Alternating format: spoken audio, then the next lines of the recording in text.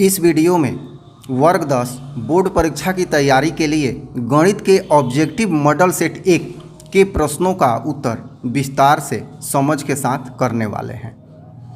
देखिए, बोर्ड परीक्षा में यदि आप ऑब्जेक्टिव प्रश्न पर पकड़ बना लेते हैं तो आप गणित या विज्ञान दोनों में ही 80% प्लस अंक प्राप्त कर सकते हैं, क्योंकि लगभग 50% ऑब्जेक्टिव प्रश्न का समाहार प्रश्न पत्रों में होता है। तो चलिए आइए प्रारंभ करते हैं।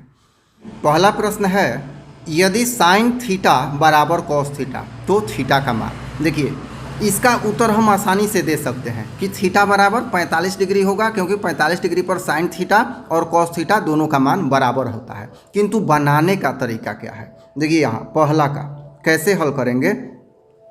साइन थीटा बराबर कॉस थीटा ये दिया हुआ है, ठीक है। तो यहाँ पे साइन थीटा बराबर साइन 90 डिग्री माइनस थीटा ये लिख सकते हैं, बराबर कॉस थीटा होता है। अब साइन साइन कैंसिल कर देते हैं तो क्या होगा, थीटा बराबर हो जाएगा 90 डिग्री माइनस थीटा। इस थीटा को इस साइड लाते हैं तो क्या हो जाएगा, 2 थीटा बराबर 90 डिग्री। और जब 2 थीटा बराबर 90 डिग्री है तो थीटा बराबर कितना हो जाएगा, 45 डिग्री।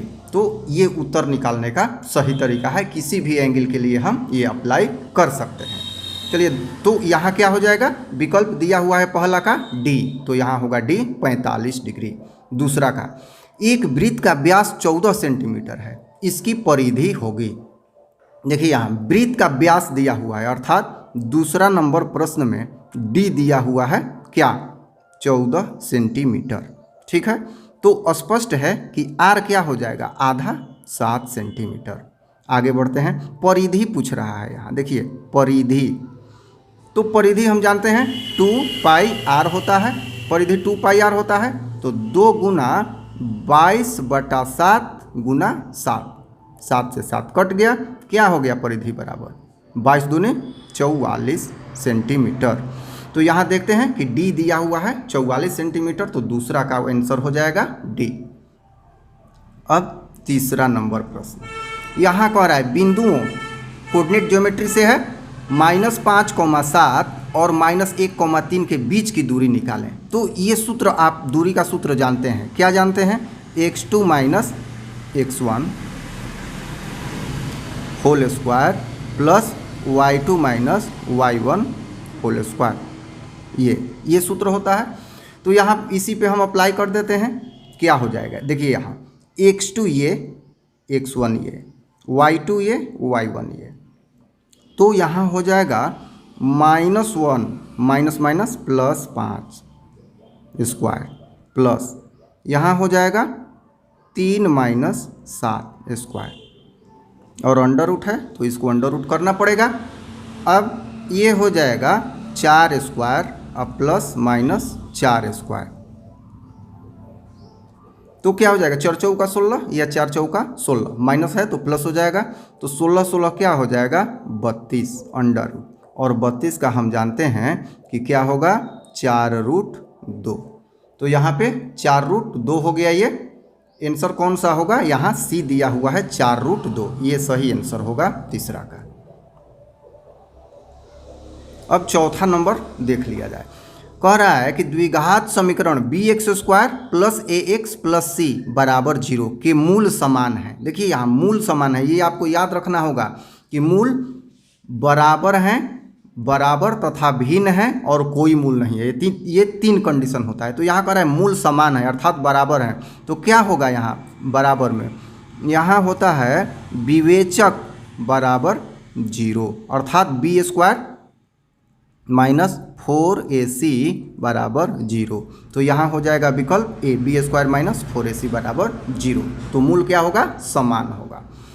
अब 5 नंबर प्रश्न, बिंदु 2,3 से, मतलब मूल बिंदु से पूछ रहा है बिंदु 2,3 की दूरी। तो इसके लिए आप एक सूत्र याद रखेंगे, और ये भी याद रखेंगे कि यह सूत्र जो मैं बता रहा हूँ केवल मूल बिंदु से किसी बिंदु की दूरी निकालने में लगाया जाता है। यहाँ सीधा आप लिखिएगा x² + y² whole under root, ये मूल बिंदु से दूरी बता देगा। तो हो जाएगा यहाँ x है 2, 2 स्क्वायर, y है 3, 3 स्क्वायर, कितना हो जाएगा?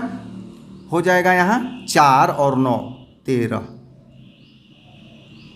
यहाँ क्या हुआ? 13। तो यहाँ हम विकल्प में देख लेते हैं, c क्या है? 13 है, यहाँ पे √13, ये c होगा इसका आंसर। छठा नंबर प्रश्न, निम्नलिखित में किसका दशमलव प्रसार शांत है? तो हम लोग जानते हैं दशमलव प्रसार शांत किसका होता है? परिमेय संख्या का, और एक होता है अनवसानी आवर्ती। तो यहाँ हम इसके अंश पे नहीं हर पे ध्यान देंगे कि कौन सा ऐसा हर का फैक्टर मतलब गुणनखंड है जो केवल 2 टू द पावर n या 5 टू द पावर m या 2 to the power n into 5 to the power m का होता है।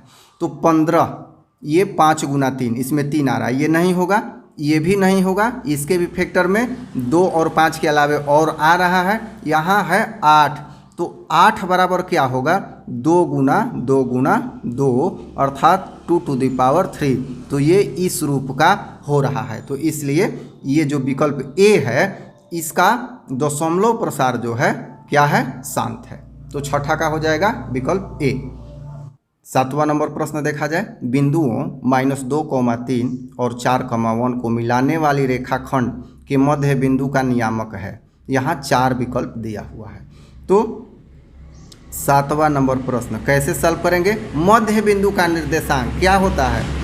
x1 प्लस x2 बटा 2, y1 प्लस y2 बटा 2। ये सूत्र आप याद रखेंगे।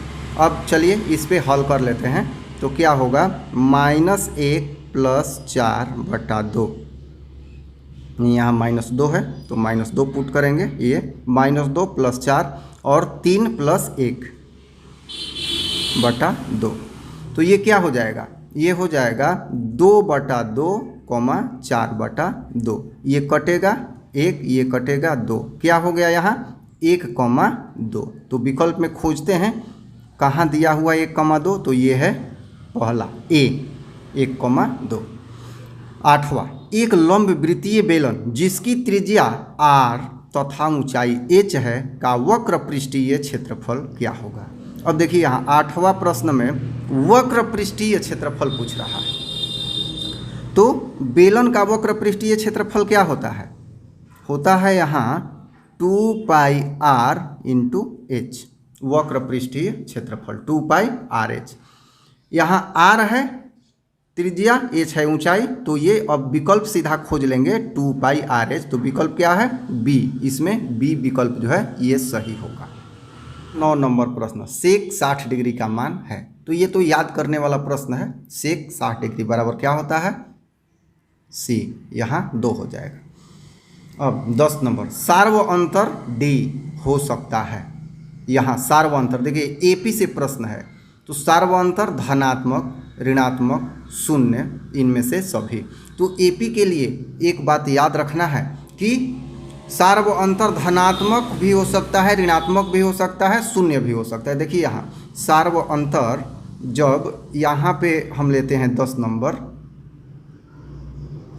यहाँ पे हम 10 नंबर लेते हैं, मान लिया जाए कि 10, 8, 6 इस तरह का एपी हो, तो क्या होगा?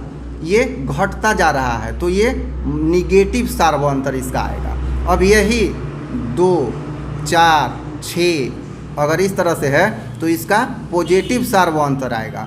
और एक एपी ऐसा भी मिलता है जैसे 4, 4, 4, 4 ये आता रहे, तो ये भी एपी में है, इसका सार्व अंतर क्या होगा? शून्य होगा। तो इस तरह से यहाँ पे तीनों सही होगा। तो क्या लिखेंगे? डी, इनमें सभी। 11 नंबर प्रश्न, 5 + 3√2 है, क्या है? मुख्य रूप से यहाँ पूर्णांक तो है नहीं, परिमेय अपरिमेय में बताना है। तो देखिए यहाँ जिसमें भी अपरिमेय संख्या लगी हो वह संख्या अपरिमेय हो जाती है, गुणा अगर कर दिया जाए तो ये है अपरिमेय। और ये क्या है? देखिए यहाँ ऐसे समझते हैं 11 नंबर। यहाँ 5 क्या है? ये परिमेय। और 3√2 क्या है? अपरिमेय। अपरिमेय। तो यहाँ परिमेय प्लस अपरिमेय क्या होता है? अपरिमेय होता है। तो ये पूरी संख्या क्या हो जाएगी? अपरिमेय हो जाएगी, अर्थात बी उत्तर होगा। यहाँ 12 नंबर, इनमें से कौन अभाज्य है? अभाज्य का मतलब किसी से न कटे। तो आप देखिए कौन सा होगा अभाज्य।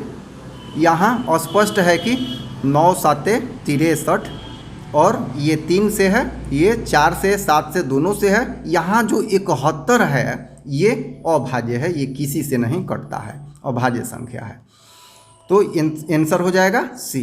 13 नंबर, निम्न में कौन अपरिमेय नहीं है? यहाँ अपरिमेय नहीं है बताना है, मतलब सभी अपरिमेय है, कोई एक अपरिमेय नहीं है। देखिए यहाँ 7 पूर्ण वर्ग संख्या नहीं है 7, तो ये अपरिमेय। 13 पूर्ण वर्ग नहीं है, अपरिमेय। 25, देखिए 25 का वर्गमूल क्या होता है? 5, तो ये अंडर रूट जो 25 है इसका मान क्या हो जाएगा? 5। अब इस पे तो रूट है नहीं, तो ये हो जाएगा परिमेय और ये है अपरिमेय। तो यहाँ कहेंगे कि अंडर रूट 25 जो है अपरिमेय नहीं है।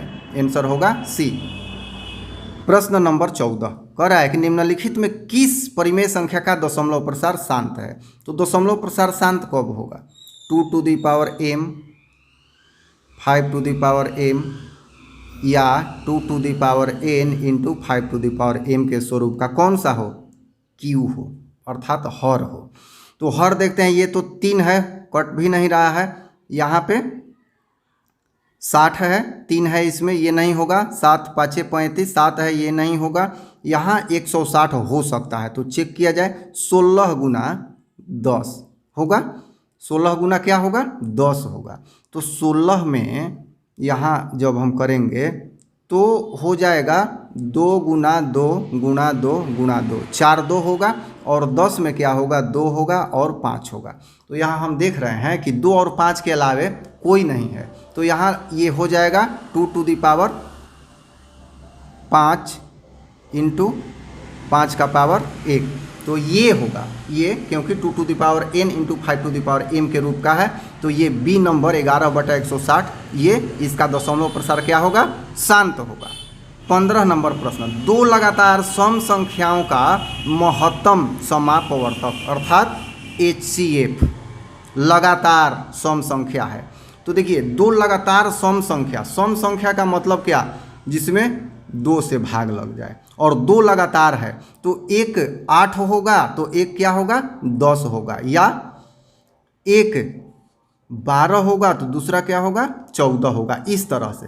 तो इसमें कह रहा है कि इसका HCF क्या होगा? तो ऐसी संख्याओं में हमेशा ही 2 जो है उभयनिष्ठ होगा।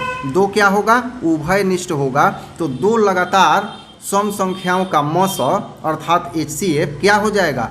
2 हो जाएगा। तो उत्तर होगा सी। तो इस तरह से इस वीडियो में इतना ही प्रश्न पे समाप्त किया जाता है। फिर हम लोग अगले वीडियो में अगला मॉडल सेट लेकर आएंगे, और आपके कमेंट का इंतज़ार रहेगा कि आपको अच्छा लग रहा है कि नहीं। यदि अच्छा लग रहा हो तो कमेंट जरूर कीजिएगा। चैनल सब्सक्राइब नहीं किए हैं तो सब्सक्राइब भी कर लीजिएगा, ताकि हम और आगे विस्तार रूप से और अधिक संख्या में प्रश्नों का संकलन करके आपके लिए आगामी बोर्ड परीक्षा के लिए प्रश्न समर्पित कर सकें। धन्यवाद।